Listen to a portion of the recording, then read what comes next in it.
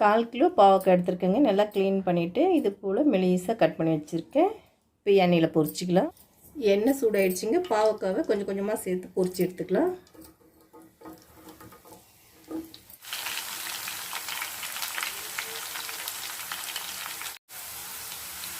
பாவக்காய் இந்த அளவுக்கு பொரிஞ்சதும் இப்போ எண்ணெயில் எடுத்துக்கலாங்க. இது போல் இருக்க பாவக்காய் பொரிச்சு எடுத்துக்கலாம். பாவக்காய் பொரிச்ச எண்ணெயை எடுத்துகிட்டு இருக்குங்க. இதில் கடுகு சேர்த்துக்கலாம். கடுகு பொரிச்சிச்சிங்க. பூண்டு சேர்த்துக்கலாம்.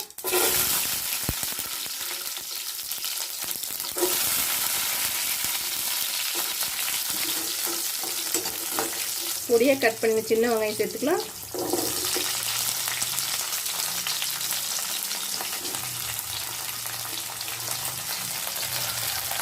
கருவேப்பிலை சேர்த்துக்கலாம். சேர்த்து நல்லா வதக்கி விட்டுக்கலாங்க. வெங்காயம் இந்த அளவுக்கு வதங்கினது இப்போ தக்காளி சேர்த்துக்கலாம்.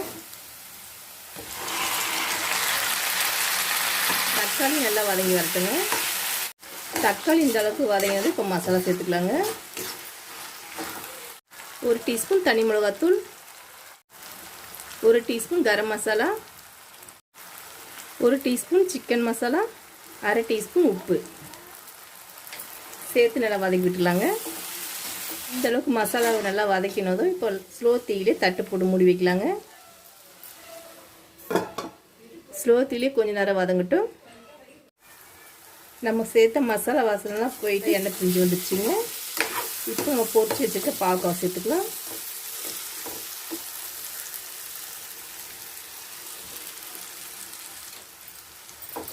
சேர்த்து நல்லா கலந்து விட்டுலாங்க.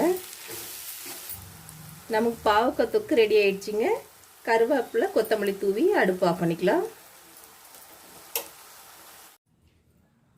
வீட்டு சமையலில் பாவக்காய் தொக்கு ரெடி ஆயிடுச்சுங்க. இது போல் வீட்டில் செஞ்சு சாப்பிட்டு பாருங்கள். பிடிச்சிருந்தால் லைக் பண்ணுங்கள், ஷேர் பண்ணுங்கள், நம்ம சேனலை சப்ஸ்கிரைப் பண்ணுங்கள், கூடவே பெல் பட்டனையும் ஆன் பண்ணுங்கள்.